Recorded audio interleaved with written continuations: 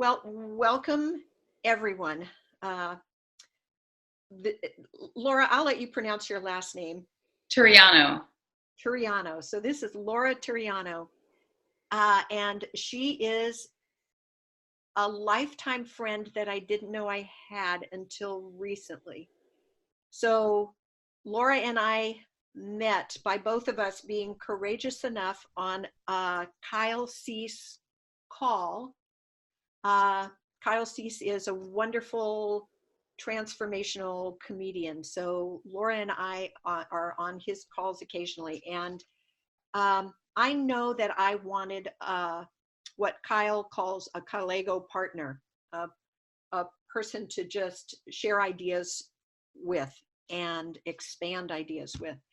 And so that is how we met actually a couple of weeks ago.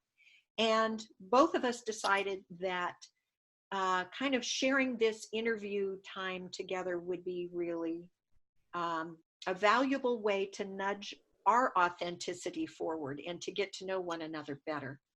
So, Laura, why don't you begin by telling us, rather than, I was about to say, what is it that you do? And I'd rather know first who you are and how who you are led you to what you do. Okay.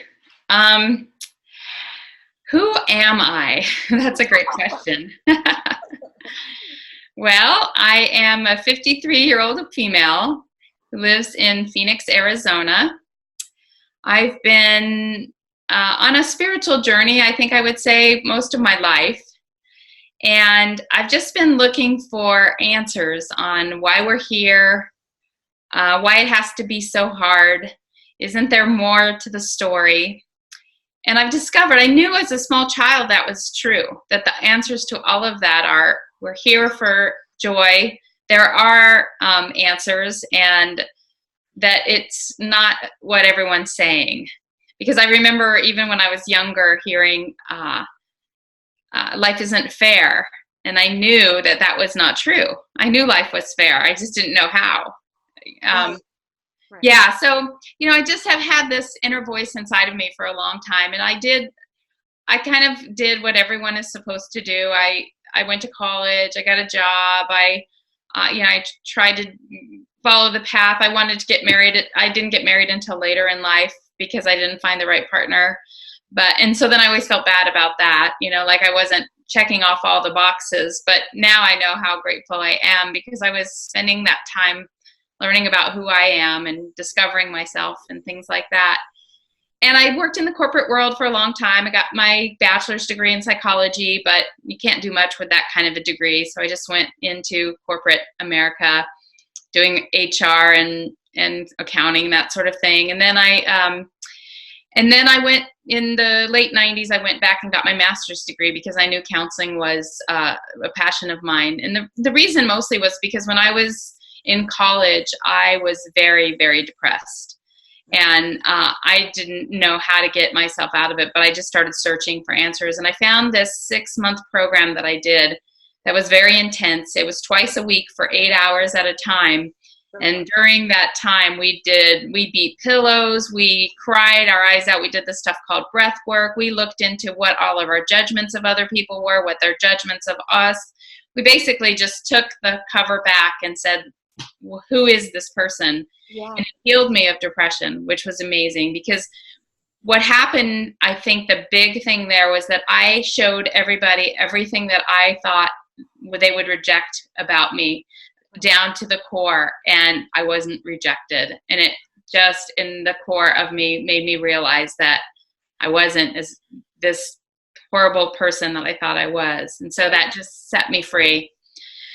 But it, did give me all the confidence and everything I wanted, but it sure got rid of the depression, which was so amazing. So it always been my want to help people in that way and to know that, I could actually do that, and that would bring me so much joy. Right. So I got my master's in counseling, but when I graduated, I started working in an agency where people were court-ordered to be there. They weren't there because they wanted to be. I was making very little money. I was working way too many hours, and It was not at all what I signed up for. So after lots of money and 3 years of nonstop graduate school, I went back to the corporate world and just put that on hold. And it wasn't until a couple of years ago that I heard about a woman named Marissa Peer, who was doing something called rapid transformational therapy. Because yeah, what you went through just sounds so intense that, at that point in time, I mean, I remember back in my psychology training, it really was a lot of breath work, pillow work, processing, everything that, and how many people would have the dedication to spending 2 days a week for 8 hours on knowing that you're going into that muck, Right. And I didn't really have I didn't really have an option. I mean, I needed to heal. I couldn't survive. Yeah. I was in survival mode, really. So, and there was 30 people in my class, so I wasn't the only one in survival mode. And not everybody was depressed. A lot of, but that was definitely my story. Yeah. Well, it sounds like you found something that works more efficiently. Yes, much faster. Yeah, so I heard about Marissa and something called rapid transformational therapy. And it's a therapy that uses hypnosis to help people go back and find out what the limiting beliefs are that they have kind of brought forward from childhood. And it gives them the opportunity to take those limiting beliefs, recognize them, and let them go through a process. And then those are usually stored in the subconscious mind, which is sort of like a hard drive that runs our lives. And when we don't know what's on the hard drive, we can try to do things, but like if you hear about people creating the same relationship over and over again, or blocking up against success and not being able to go any further, it's because there's a subconscious programming going on inside of us. So what RTT does is helps us become aware of that so that we can let it go and reprogram our minds to what we want. So it also offers tools? And offers tools, yes. Yeah. And so when I heard about that, I immediately did a session for myself, loved it, and signed up to take the course. And so in the last couple of years, I've been developing that, and I'm now doing it full time. I left the corporate world in February. So that's kind of how I got to what I'm doing today. Right. The doing part of the being part. Yes. Yeah. Well, I know another important piece in your life that you shared with me that I know we have, we share that common ground. We discovered that we have the common ground of a psychology background. And, even the old stories, like my initial background was in art, and then I went into education, and then I went into psychology, but always that low stealth conversation about, oh, you can't really make a living with this, you've got to figure it out.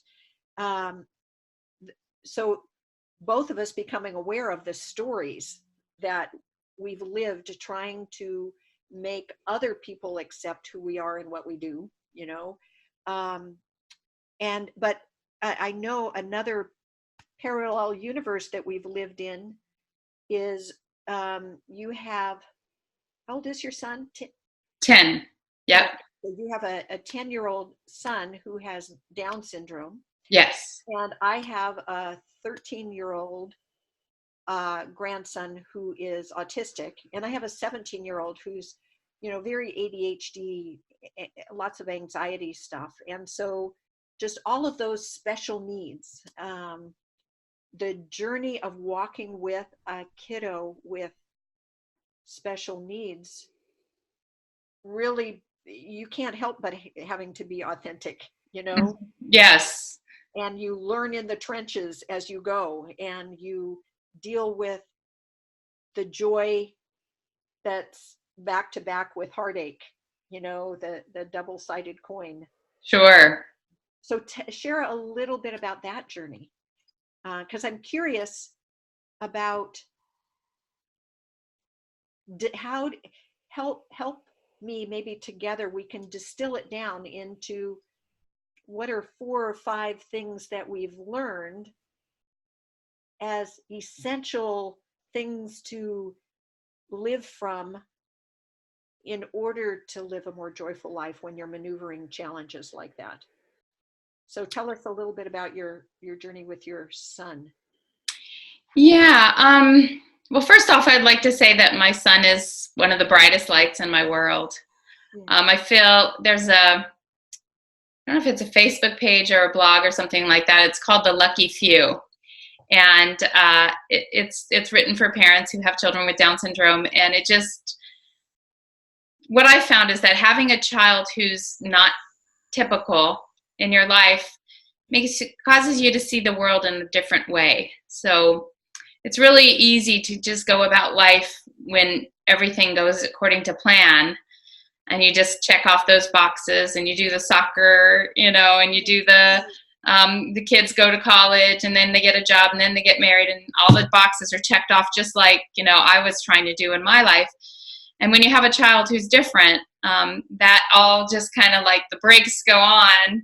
Right. It's like, okay, now wait a minute. This is going to be more about the child than it is going to be about the expectations.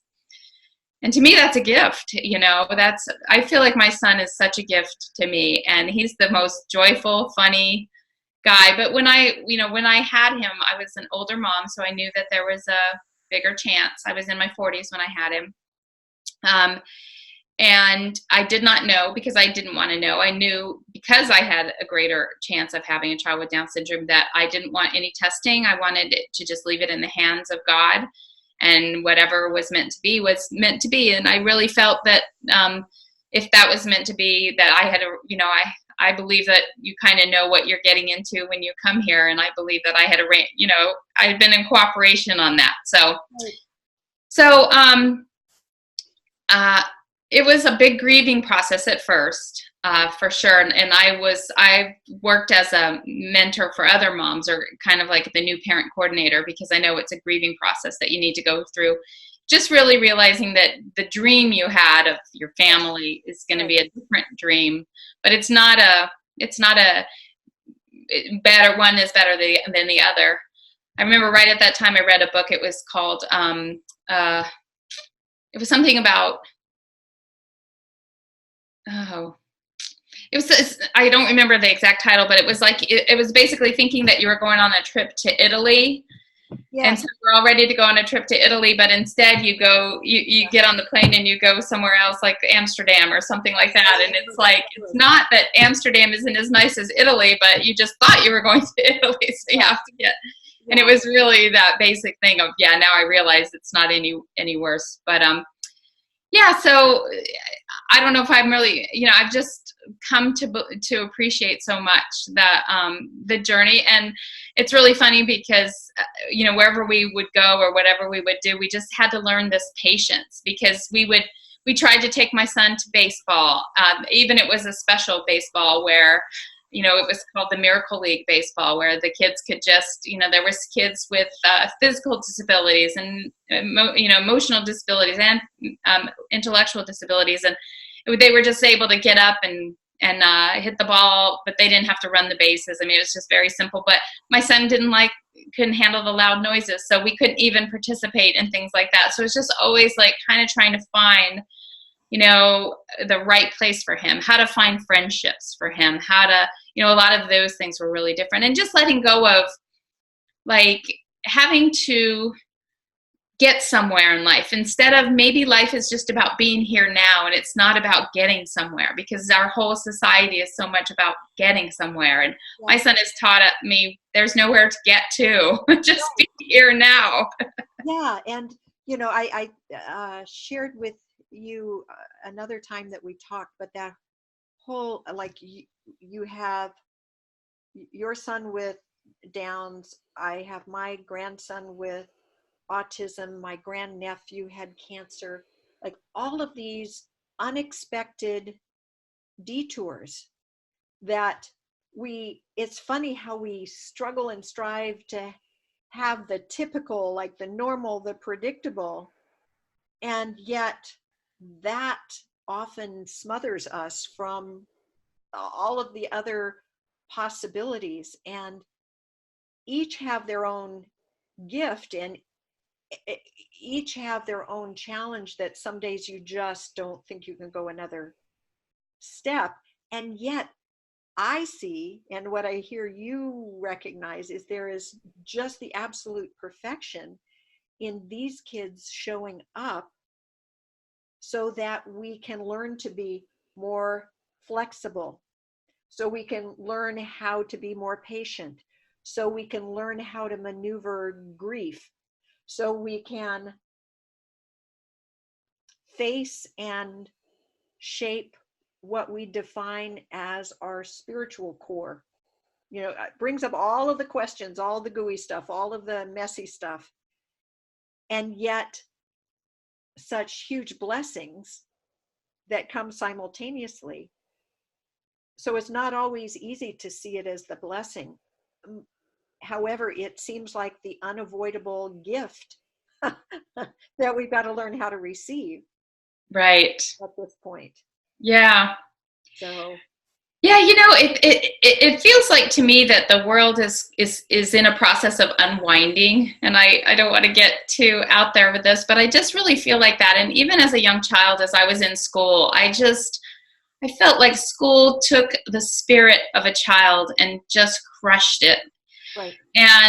And then I feel like our jobs, the corporate world, takes the spirit of a human being and just crushes it. I'm not saying every place, but in general, when a company becomes about profits before Right. people, and I would say the majority of companies are that way, and they have to be that way to survive. But so we're going, we have all these. I want to back up. Like you said, it has to be that way in order for them to survive. And that's what I question. That you're right. Yeah, it doesn't have to be. I totally believe it doesn't have to be that way. I actually believe that if they focused on the opposite, it would be way better. Yeah. And so I feel like I wanted to go along this linear path and check all those boxes off, but I knew where I was going was not where I wanted to go, because I had the sense, so it's funny, because one of the things in the community that has children with Down syndrome is that a lot of what you hear a lot is you need to be an advocate for your child, and you need to get into the classroom, and you need to make sure they're included in the general classroom and all of this other stuff.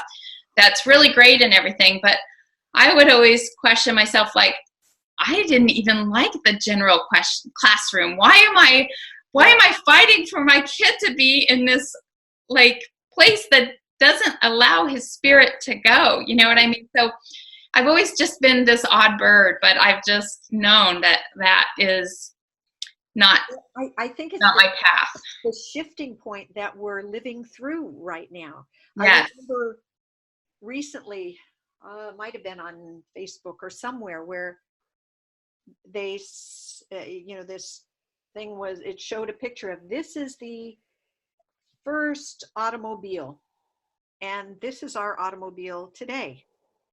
So it goes from a Model A Ford to a Tesla, or a Lamborghini. And then here it is our Orville and Wilbur's airplane. This is what the airplane was then, and now the jets that we have.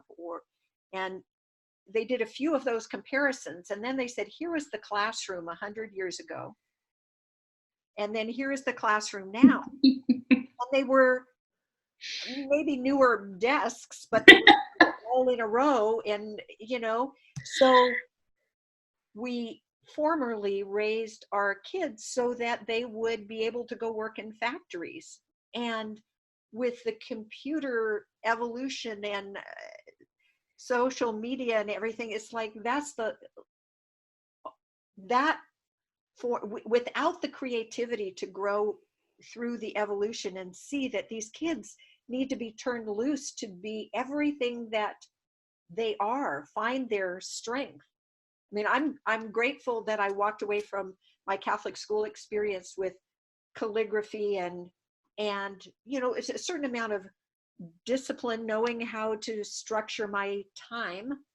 But it was that journey of making you a little bit good at a whole lot of things, but not really applauding the thing that you shined at. Right. It was against the rules to shine. You had to conform. Mm-hmm. So we have all of those old stories, and yet the reality still seems that we need to come home with the paycheck, and you know, it is that whole crazy parenting thing. Mm-hmm. What really do you want to pass on to your kids? Right. Ooh, for my parents, it was because they were a product of the Depression. It was they wanted us to have all of the things that they didn't get to have. But what the missing piece was time with them, you know. Right. And so it's funny how it just keeps evolving, and we still look for what are the ways that we can give our kids, and in the process give ourselves the reparenting of just being everything to follow. You find our passion, I think, or accept, like my grandson, that there are many passions. It doesn't have to be one, just to be Right. authentic. Right. And to just be living life and like doing what feels good and following your bliss, that kind of Free of thing. all those, being captive of all of those old stories. So one of the things I think that makes it so hard for parents of children with special needs to survive is that we are trying to stick these little people or these big people into these boxes that they can't fit into. Yep. And so we struggle and struggle and struggle instead of changing the boxes to accommodate these people who are so outside of the box, and thus accommodate the more typical people who could then grow. So sometimes I really feel like my son is an angel and he's here to disrupt, and that as long as I try to fit him in the box, it's going to be disruptive for me. One book that I had, the idea that has yet been unwritten, but it came from that realization that, my career, if you want to call it a career, my work, my life has taken me from womb to tomb. I used to do the childbirth education and labor coaching and present at a lot of births and birth photography. And I would know that little being is the old soul who's been like, they got this. And others that would just come in kind of overwhelmed by the whole thing, or those kids where that they were so hypersensitive, that just unique beings. And so it's a revolving door that through time has led me to that awareness that death is the same thing. And by the time you get to, your life begins with an inhale, and then you do all of this breathing in between, and then it ends with that final exhale. Oh, that's beautiful. And then it's the awareness that those people that I've been with on their deathbed, either the things that they ponder or regret or what become important to them at that time, it's not about the cubicle at the office. It's not about, did I make enough money? It's like what you can take with you across the finish line are the relationships, the love, the tenderness, the energy of love fits through the portal. It don't come with an instruction manual, but you think about it, from the time you're born, you're put in a box. It's the little clear box in the hospital. Then you graduate to the box that has the bars on it. You're in the crib. Then it becomes the box of your room, your home, school. In my hippie days, it was, now you're gonna think outside of the box, and you try to scale, you leave that box, then you go out and you start creating your own boxes of going to work and sitting in a box, and going to school and sitting in the box of college. Yeah. You sit in the box of, your spiritual box, your political box. We're in all of those boxes until you get to the point where you're confronting money, and you go, well, maybe I'm going to live in a cardboard box underneath the overpass. You're going to ask for another box. And then you get to the point where the grand aha at the very end is, oh my God, there's not a box. We've been living it all as if there's the box when there's not a box. So that's the adventure of life. And I had a glimpse because I had a near-death experience of there's not a box. Now I don't fit back into the box. Mm. But what if we lived life without the box?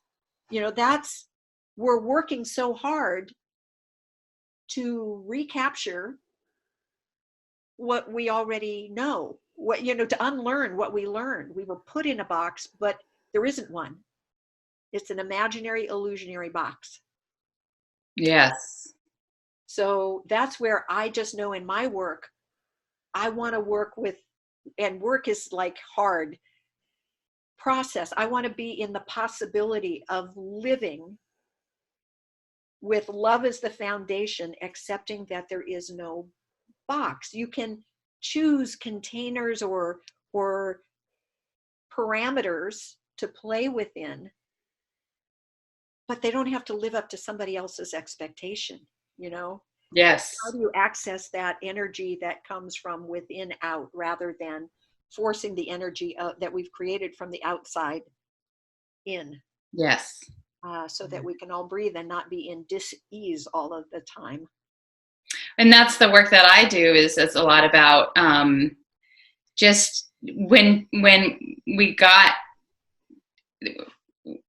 that joy and that fire and that light that was within us that we came here with, and it just kind of got squashed into that box, and it just kind of put those people where they belong, and you have to rebloom that self. Well, your work is all about not you setting someone free, but you facilitating someone to set themselves free. Exactly. Yeah. Yes, exactly. So how about sharing how people can reach you to learn more about your work, working with Okay. Yeah, I have a website. It's called Small Steps Big Living.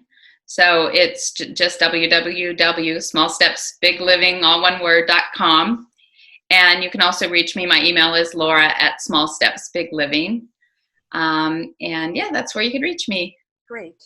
Yeah. And I know that you offer an assortment of coaching classes. Yeah, the coaching that I do is inner voice coaching. So it's a lot about helping people tap into their own voice. I don't give a lot of processes or anything. I help you to create your own and listen for your own processes. Yeah. And then I do the rapid transformational therapy, and I can do everything in person. I live in Phoenix, Arizona, as I said, but I can also do everything online. So wonderful. Yeah. And then just the reminder that you can find my work at Rhonda, RHONDA, Hull, HULL.com. And it's where I've really evolved doing, mentoring, coaching, teaching, public speaking, focusing on that journey from womb to tomb and utilizing the words through the energy, harnessing the power and the energy of words that come through my writing and speaking and through my calligraphy and Zentangle. Thank you, Mother John Vianney and Catholic School, for helping inspire me to love calligraphy. And then in collaboration, and that's why I'm so excited to do calls like this, because we see where we're the same, and then we become inspired to evolve who we are based upon seeing somebody else be courageous enough to be who they are. And I agree with you that it's kind of a scary thing to be an edge walker, somebody who really sees the restriction that we're in and has a vision of the possibility, and sitting in that place where it isn't evident yet. So thank you, Laura. I'm really grateful that you're doing the work that you're doing, and I'm doing the work that I'm doing so that everyone can experience the love that they are to a deeper degree, including our amazing kids. Mm-hmm. So yeah, that's the one thing I know is my son is pretty hooked up to the love. So, and I'm sure your nephew is, your grandson is. I have a nephew also who has autism, and he's very connected to the love. Yeah. Yeah, and sometimes you have to squint to see it, but yeah, when you develop the eyes to see from a different perspective, then the illusion becomes of it being hard and difficult and top down, and it becomes a little easier to maneuver. And then I think just joining hands, holding one another's kite string with those who really are committed to having life be from that heartfelt place, Mm-hmm. those are the people I want to play with. So I'm Yeah. glad you're now one of my playmates. Me too. Thank you so much. Yeah, thank you. Mm.